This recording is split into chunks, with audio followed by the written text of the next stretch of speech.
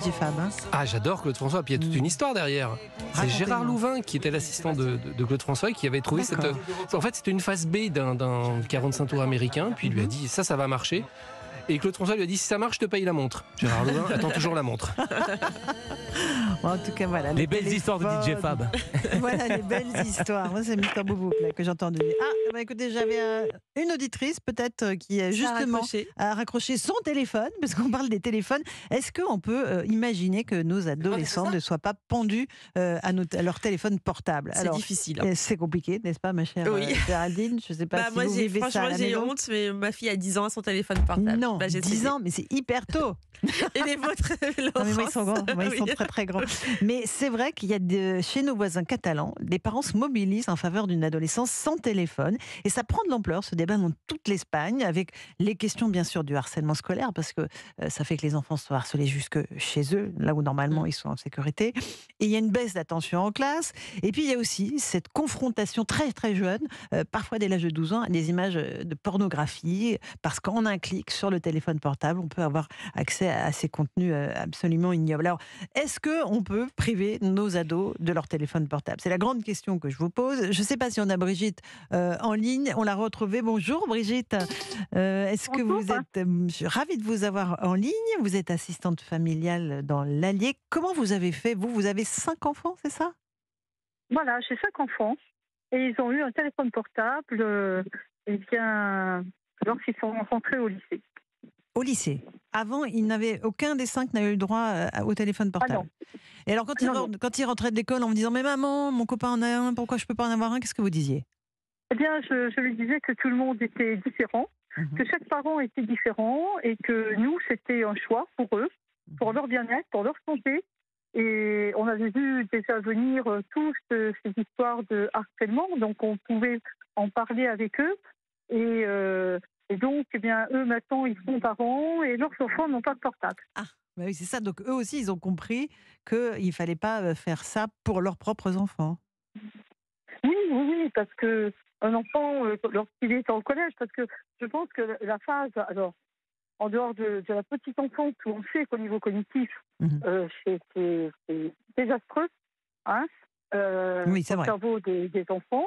On sait aussi que tout ce qui est harcèlement, c'est surtout lié au collège, parce que les enfants sont immatures, les enfants ne se rendent pas compte du mal qu'ils peuvent faire, parce qu'ils ne le font pas forcément pour faire mal, ils le font parce que c'est un jeu, parce qu'ils rentrent dans l'adolescence où ils ont besoin de se différencier et dire du mal de l'autre, et bien ça en fait partie, Oui, c'est leur esprit critique. Et après, il y a le côté aussi où ils ont des boucles, où ils parlent ensemble sur les réseaux sociaux. Les groupes, voilà, les groupes de classe. Parce qu'au départ, vous savez, c'est là où c'est un peu compliqué, moi, c'est qu'on dit, on fait un groupe de classe pour les devoirs. Alors, on dit, oui, ok, nous, les parents, on est d'accord. Puis finalement, on s'aperçoit que ces boucles de classe, et ben, en fait, elles servent aussi il y en a beaucoup au harcèlement. Voilà. Et c'est bien sûr. Mais oui. Et c'est cet isolement aussi que produisent les portables et par les jeux, l'accès aussi au niveau des films porno, parce que il y a des enfants en primaire qui regardent des films porno sur les téléphones que leurs parents leur a confié, mais pour une toute autre fonction qui est celle d'appeler s'il y a besoin, etc., et qui se transforme vraiment en objet. Vous avez raison, il faut être sévère. Et je me trompe ou vous étiez plutôt à Poigne avec vos enfants quand ils étaient jeunes? Ah non, là pas du tout. Non. Nous, on n'a jamais été à Poigne. On a toujours été. Bon, il y a des règles. Il y a des limites. Et les limites, il faut qu'elles soient respectées. Et donc, mais non, nous, on a toujours beaucoup dialogué avec nos enfants. Et cette histoire de portable, ils ont très bien compris que c'était pour leur bien.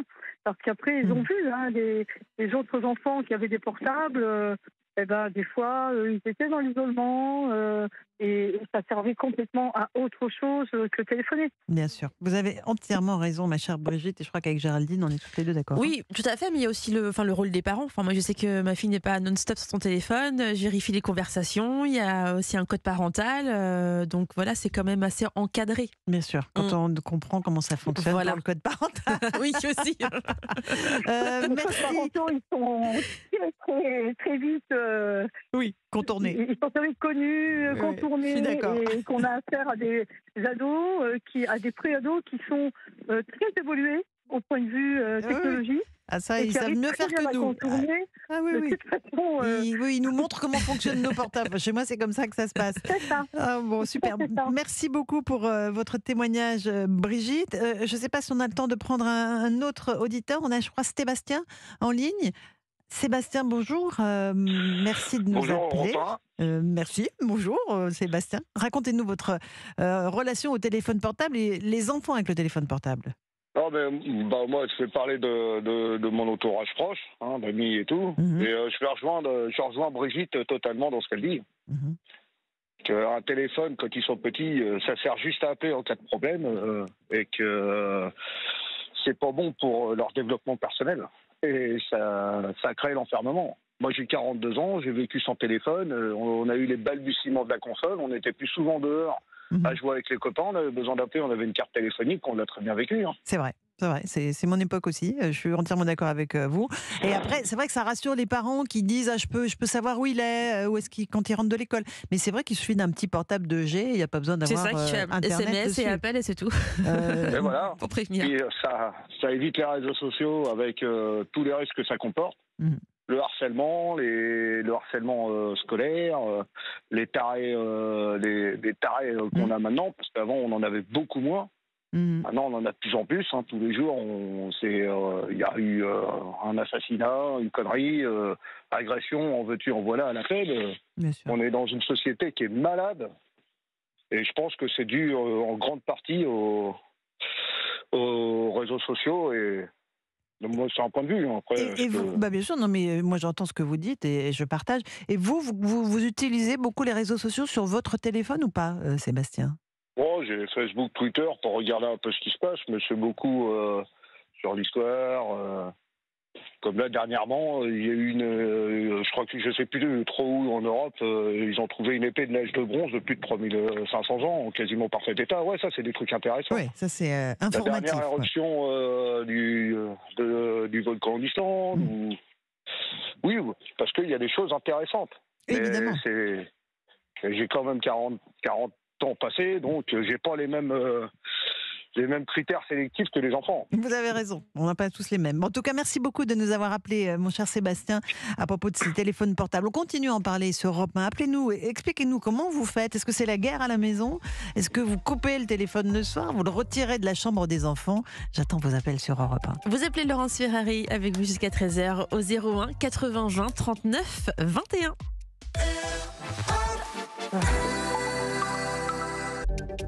Europe 1, Laurence Ferrari et vous.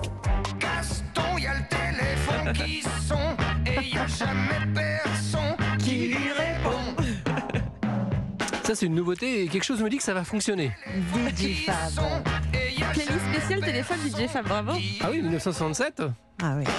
On Je n'était crois, pas je crois que nés. mon téléphone, ma playlist s'est arrêtée en 70. Mais je crois que vous êtes resté bloqué dans ces années-là comme Pascal Pro. Hein. Ouais, c'est pour ça qu'on s'entend bien. Oui, on l'embrasse, évidemment. On continue à parler des portables et de nos adolescents. Comment faire pour qu'ils ne soient pas vissés à leur téléphone portable, qu'on puisse avoir des conversations à table. Des fois, vous allez au restaurant, je vous assure, c'est absolument flippant. Tout le monde est sur les téléphones portables, les enfants, les parents. Ça donne des dîners assez sinistres. On est en ligne, je crois, avec un psychologue qui s'appelle Michael Stora. Bonjour, cher docteur. Bonjour. Est-ce qu'il y a des méthodes que vous pouvez nous donner, à nous, parents, à nos auditeurs et auditrices, pour essayer de limiter l'utilisation du téléphone portable?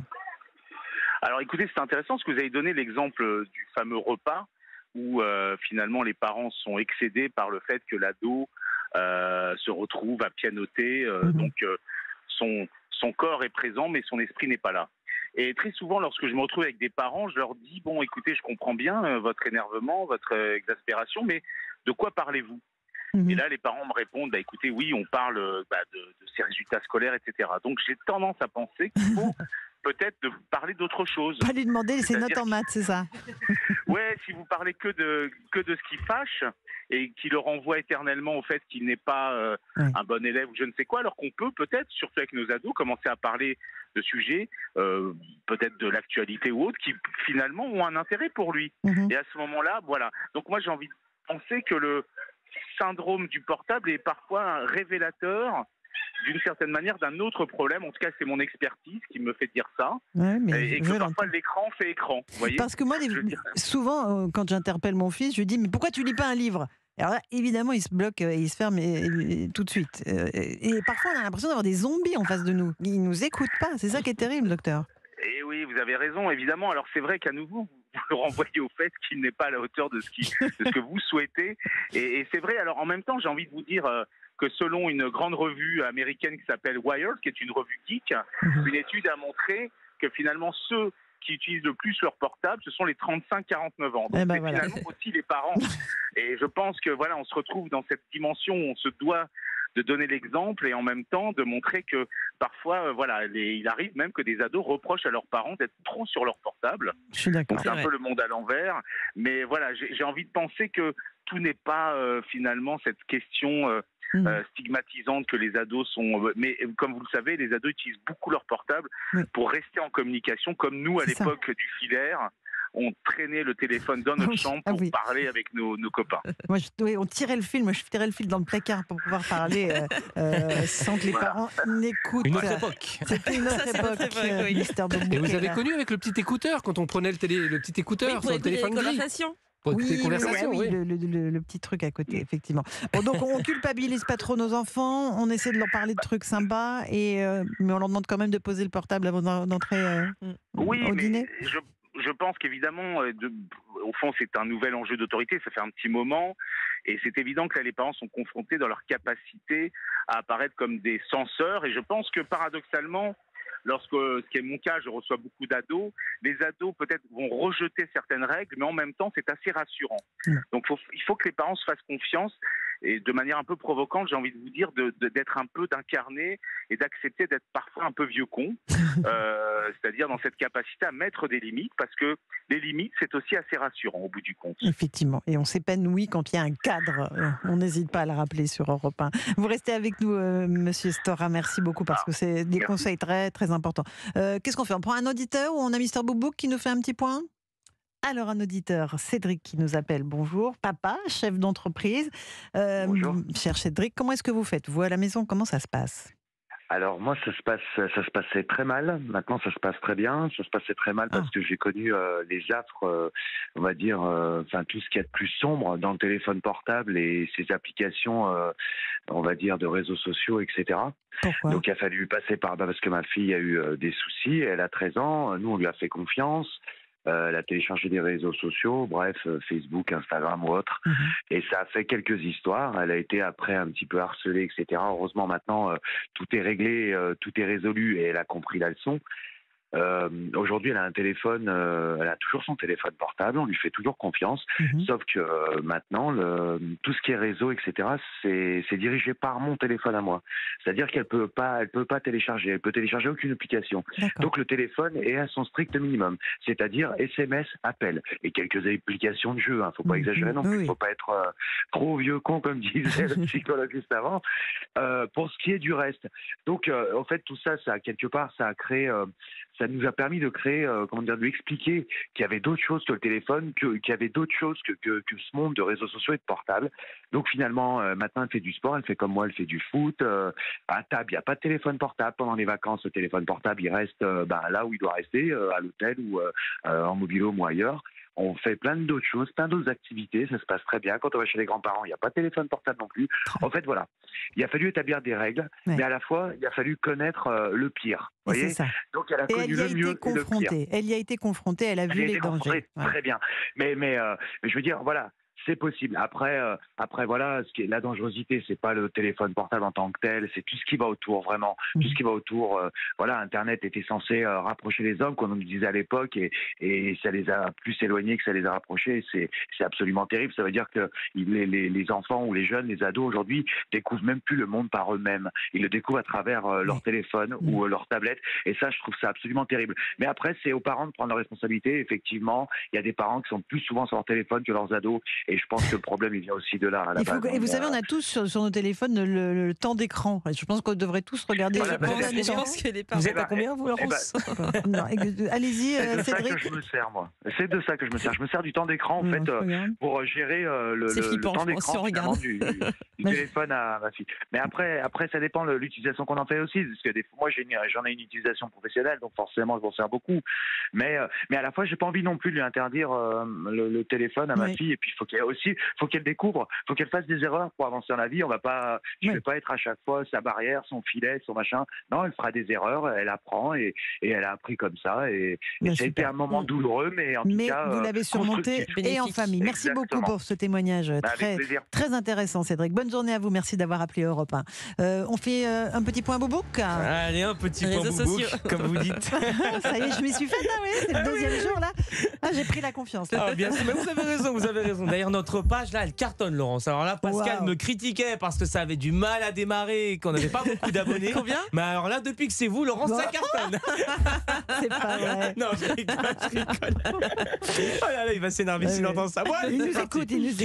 Nelly nous écrit une adolescence sans portable. C'est une excellente initiative. Trop, c'est trop. Ces téléphones sont devenus leur alter ego numérique. Pour Thierry, il nous dit donc que ma fille est au collège, on lui a proposé d'avoir un téléphone et miracle, elle a refusé. On finit avec Dom, on a tenu bon avec mon fils jusqu'au lycée, mais maintenant les jeunes passent leur nuit à chatter. Eh oui, chatter, du chat. Exactement, de la discussion. Voilà. Totalement bilingue. À votre époque, c'était des lettres par pigeon voyageur, maintenant c'est du chat. C'était des téléx. Vous savez que j'ai commencé dans cette maison, il y avait des téléx. Des téléx? Des téléx. Dites-moi. Alors il faut lui expliquer parce qu'il mais vraiment, vous avez 12 ans, c'est ça? Oui. À Europe 1, on avait les téléx, les dépêches d'agence arrivaient sur vraiment un téléscripteur. Un téléscripteur. Ils ne savent plus, ces jeunes. Ah non, les jeunes connaissent rien. Excusez-moi. Ils ne connaissent plus rien. Un genre de fax, quoi. Bon, voilà, c'est ça. Exactement. Ça arrivait, on déchirait. Il y avait notre télexman qui s'appelait Alexis. Hop, il le déchirait, il l'amenait au journaliste. Exactement. Un autre monde. Bon, bah très bien. Gare à vous, Mr. Bobouk. Une petite pause, peut-être? Oui, Laurence, et juste avant, je vous rappelle que Revin, depuis quelques jours, vous propose de redécouvrir Pierre Bellemare comme vous ne l'avez jamais entendu. Les récits extraordinaires de Pierre Bellemare, c'est un podcast inédit et réalisé à partir des Sarthes.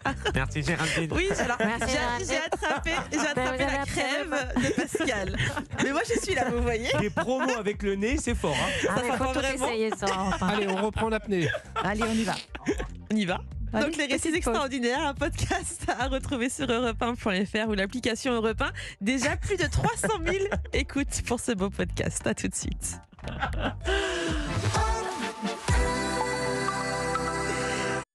Europe 1, 11h, 13h, Laurence Ferrari et vous. Oui, je me suis dit que c'était bien de mettre du téléphone aussi. Ah oui, c'est c'est facile. facile mais efficace, dit du Fab. Ça, c'est top, téléphone. Vous connaissez pas Mister Bobo? Quand même. Il est trop jeune, il a même pas connu le téléphone à cadran, lui. Même pas le Minitel, je suis sûre. Non. Oh là là, rien du tout. Mon Dieu, comme des vieux cons. Mais bon, c'est pas grave, on assume. On est très heureux d'être ensemble sur Europe 1. On parle des téléphones portables, ce fléau qui prend possession du cerveau de nos ados. On a Sabrina qui est en ligne, 39 ans. Pardon d'avoir donné votre âge à l'antenne, ma chère Sabrina. Bonjour. Bonjour. Racontez-nous comment ça se passe chez vous, Sabrina. Alors ça se passe très bien. À 14 ans, il a eu son premier téléphone avec des règles. Donc c'est-à-dire qu'à l'heure du coucher, 21h, téléphone en bas. Aucun téléphone à l'étage, tout simplement. Ensuite, lors des repas, idem. Pas de téléphone à table, mais que ce soit pour lui, pour mon mari, pour moi-même. Et idem au restaurant. Je pense que c'est les parents qui doivent... Évidemment. Ils doivent mettre des règles. Et tout part de la petite enfance aussi. Aujourd'hui, on voit dans des restaurants des parents qui viennent dîner avec leurs enfants de 3-4 ans qui ont déjà la tablette. La tablette a remplacé la babysitter, voyez-vous. Bien sûr. Alors, Et à l'adolescence, ils vont se dire, mais qu'est-ce qui se passe ? Mais revenez quelques années en arrière quand vous leur donniez une tablette pour avoir la paix. Mais oui, Je pense que voilà. Mais c'est frappant. Souviens des parents. Ces scènes dans les restaurants, on les voit tous. Dès le petit déjeuner, les gamins, ils ont l'iPad quand ils ont 2 ans, mais à 1 centimètre du visage. Et évidemment, les écrans ont remplacé les nounous. Et c'est absolument désastreux parce qu'on les coupe d'une réalité du monde. On est d'accord, Sabrina ? Parce que la maman passe son temps aussi sur son téléphone. Et donc, pour être tranquille, elle donne la tablette à son enfant pour avoir la paix. Mais tout vient de là. Donc, je pense qu'avec des règles, oui. Aujourd'hui, il a 19 ans. Alors, bien sûr, je ne peux plus l'encadrer, étant donné qu'il est parti faire ses études assez loin. Oui, encadrer. Vous pouvez encadrer les enfants, quand même. Je peux plus encadrer, autant pour moi. Mais je ne peux le limiter. Mais disons qu'au moins, si vous voulez, je l'ai préservé assez tôt, enfin jusqu'à au moins ses 17 ans. Et vous, pareil, vous faites attention quand vous passez trop de temps sur le portable, vous dites non, là, ça va, j'en peux plus, j'ai mal à la tête. Alors moi, mon métier fait que, effectivement, j'ai une 50aine d'appels par jour, mais le soir, en rentrant, pas de téléphone, en vacances, pas de téléphone, ni au restaurant. Voilà, je pense que c'est des règles qu'on s'impose également, parce qu'on pourrait très vite partir dans certaines dérives quand on commence à regarder, que ce soit Facebook ou d'autres réseaux sociaux. Oui, bien sûr. Alors imaginez des enfants, des adolescents qui n'ont pas encore le cerveau assez développé pour se limiter. Bien sûr. Géraldine, je crois que l'idéal, c'est pas d'écran après 19h30, enfin de téléphone, oui, adulte comme enfant. Je crois que c'est pour passer une bonne nuit, ça va être un peu difficile. Mais en tout cas, les enfants, c'est sûr, 19h30, pas après. Mais c'est vrai que votre expérience est très intéressante, Sabrina, parce que quand la discipline et quand les règles sont posées tout de suite, en fait, et ne culpabilisons pas les parents de donner un téléphone. Non, parce que moi, Géraldine culpabilise à mort. Non, mais en entendant les témoignages d'avant, ne culpabilisons pas les parents de donner un portable. C'est un cadre. On leur dit, faites attention, soyons prudents.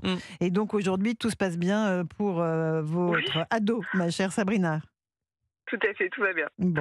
Après, je pense que depuis que je ne suis plus là, alors, comme beaucoup de jeunes, et puis comme beaucoup de jeunes adultes et d'adultes, je pense qu'il est beaucoup plus sur son téléphone à présent. Mais là, à mon avis, ne nous voilons pas la face. On est d'accord, on se voile pas la face, surtout pas sur Europe 1. Merci beaucoup de nous avoir appelés, Sabrina. Et bonne journée à vous. Vous restez sur notre antenne, bien sûr. Bien sûr. Super. Au revoir. Mister Bobo, quelque chose? Je suis désolé, à chaque fois qu'on dit Sabrina, ça me fait penser à cette chanson. Numéro 1 du top 50 pendant 5 semaines, à partir du 6 février 88. Voilà, c'était pour glisser l'info. Voilà, essayez de vous rattraper. Il est chroniqueur musical maintenant, DJ Fab. Il prend ses aises depuis que Pascal Pro a disparu. J'en profite. Fabrice Lafitte et vous bientôt. DJ Fab.